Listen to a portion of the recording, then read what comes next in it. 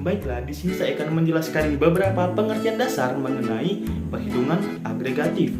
Perhitungan agregatif adalah pengeluaran dan ukuran-ukuran agregat untuk menganalisa dan menentukan kebijaksanaan atau kebijakan ekonomi guna memperbaiki atau meningkatkan kemakmuran dan kesejahteraan rakyat. Berikut beberapa poin yang akan saya jelaskan mengenai perhitungan agregatif. Yang pertama ada yang namanya produk domestik bruto atau nama lainnya gross domestic product, yaitu jumlah seluruh produksi hasil perekonomian di suatu wilayah tanpa memandang siapa pemilik faktor produksi tersebut. Yang kedua, produk nasional bruto atau nama lainnya gross national product, yaitu nilai produksi yang dihasilkan oleh faktor-faktor produksi milik perekonomian. Jika pendapatan faktor-faktor produksi luar negeri yang ada dalam perekonomian dinotasikan sebagai PFLN, sedangkan pendapatan faktor-faktor produksi perekonomian dalam negeri dinotasikan sebagai PFDN, maka rumus untuk mencari produk nasional bruto sama dengan PDB dikurang PFLN ditambah PFDN. Sementara itu, selisih antara PFLN dengan PFDN adalah pendapatan faktor produksi neto atau biasa disingkat PFPN. Oleh karena itu, maka dapat dikatakan juga untuk mencari produk nasional bruto, PNB sama dengan PDB ditambah PFPN. Yang ketiga, ada yang namanya produk nasional neto atau net national product, yaitu angka yang dihasilkan dari perhitungan PNB dikurang depresiasi. Yang keempat, ada yang namanya pendapatan nasional atau national income. Pendapatan nasional merupakan balas jasa atas seluruh faktor produksi yang digunakan. Untuk mencari pendapatan nasional, maka kita harus mengurangkan produk nasional neto dengan pajak tidak langsung, selanjutnya ditambah dengan subsidi. Rumusnya PN sama dengan PNN dikurang PTL ditambah S. Selanjutnya yang kelima, ada yang namanya pendapatan personal atau personal income, yaitu pendapatan nasional yang merupakan hak individu-individu dalam perekonomian sebagai balas jasa keikutsertaan mereka dalam proses produksi. Untuk perhitungannya, pendapatan nasional dikurang laba tidak dibagikan, dikurang pembayaran asuransi sosial, ditambah pendapatan bunga dari pemerintah dan konsumen, dan ditambah dengan pendapatan non balas jasa. Atau rumusnya PP sama dengan PN dikurang LTB dikurang PAS ditambah PIGK ditambah PNBJ. Baiklah, di sini saya akan membahas mengenai pendapatan personal disposable atau dalam bahasa Inggrisnya adalah disposable personal income. Yang dimaksud dengan pendapatan personal disposable adalah pendapatan personal yang dapat dipakai oleh individu baik untuk membiayai konsumsinya maupun untuk ditabung. Besarnya pendapatan personal disposable didapat dari pendapatan personal dikurang dengan pajak atas pendapatan personal atau yang disebut dengan personal taxes. Selanjutnya, untuk mendapatkan hasil pendapatan personal disposable, kita terlebih dahulu mencari produk domestik bruto, yang dimana rumusnya konsumsi ditambah investasi ditambah belanja pemerintah ditambah ekspor kurang impor. Yang kedua, kita mencari produk nasional bruto, di mana rumusnya produk domestik bruto ditambah dengan pendapatan faktor produksi domestik yang ada di luar negeri dikurang dengan pembayaran faktor produksi luar negeri yang ada di dalam negeri. Yang ketiga, kita mencari produk nasional neto, di mana rumusnya produk nasional bruto dikurang dengan penjusutan. Yang keempat, kita mencari pendapatan nasional, di mana rumusnya produk nasional neto dikurang dengan pajak tidak langsung ditambah subsidi.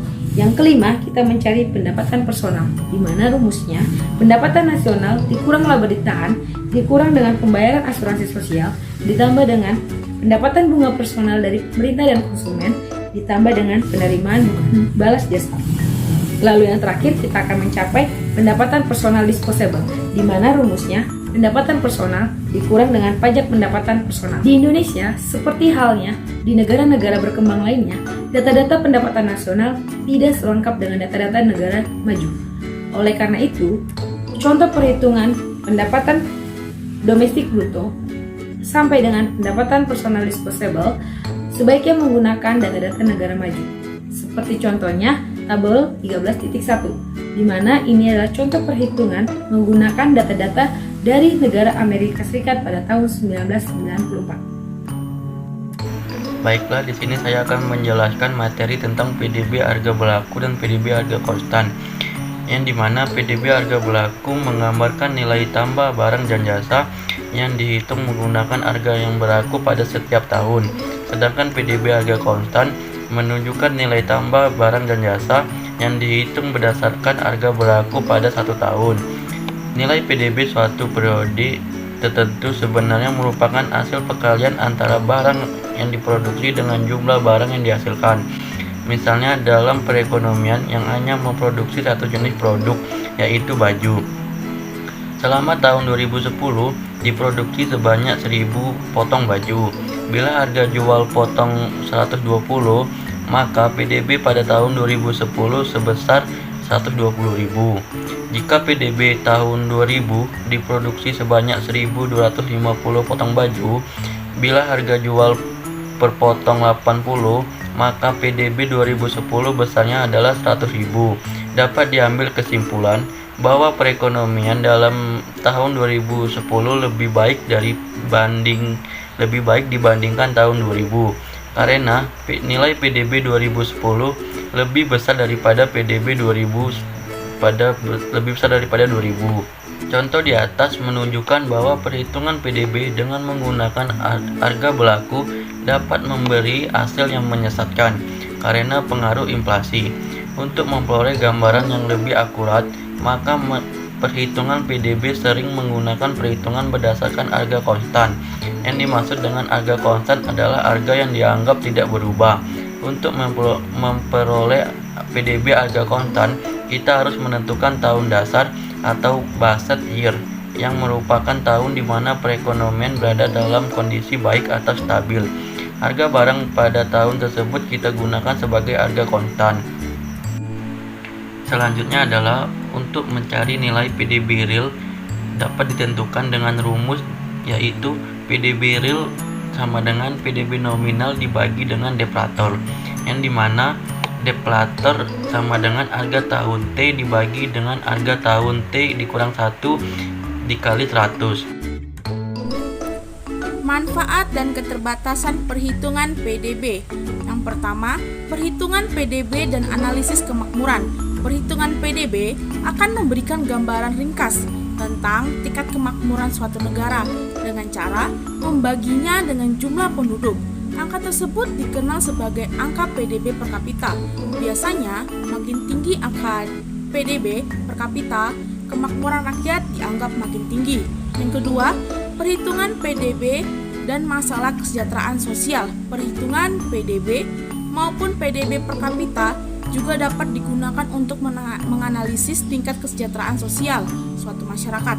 Umumnya, tingkat kesejahteraan yang dipakai adalah tingkat pendidikan, kesehatan dan gizi, kebebasan memilih pekerjaan, dan jaminan masa depan lebih baik. Ada hubungan yang positif antara tingkat PDB per kapita dengan tingkat kesejahteraan sosial. Makin tinggi PDB per kapita, tingkat kesejahteraan sosial pun makin membaik. Yang ketiga, PDB per kapita dan masalah produktivitas. Sampai batas-batas tertentu, angka PDB per kapita dapat mencerminkan tingkat produktivitas suatu negara. Misalnya, PDB per kapita Jepang pada tahun 1997 adalah sebesar 38.160 US dollar, sedangkan Filipina hanya 1.200 US dollar. Dalam kasus ini, cukup tepat untuk mengatakan bahwa produktivitas penduduk Jepang lebih tinggi dibanding penduduk Filipina, sebab jumlah penduduk Jepang relatif lebih banyak dibandingkan penduduk Filipina. Demikian juga tingkat pendidikan, kedisiplinan, maupun penguasaan teknologi. Untuk memperoleh perbandingan produktivitas antar negara, ada beberapa hal yang perlu dipertimbangkan. Yang pertama, jumlah dan komposisi penduduk. Yang kedua, jumlah dan struktur kesempatan pekerjaan. Yang ketiga, faktor-faktor non-ekonomi. Yang keempat, perhitungan PDB dan kegiatan-kegiatan ekonomi tak tercatat. Angka statistik PDB Indonesia yang dilaporkan oleh Badan Pusat Statistik hanya mencatat kegiatan-kegiatan ekonomi formal. Karena itu, statistik PDB belum mencerminkan seluruh aktivitas ekonomi suatu negara. Misalnya, upah pembantu rumah tangga di Indonesia tidak tercatat dalam statistik PDB. Begitu juga dengan kegiatan petani buah yang langsung menjualnya ke pusat.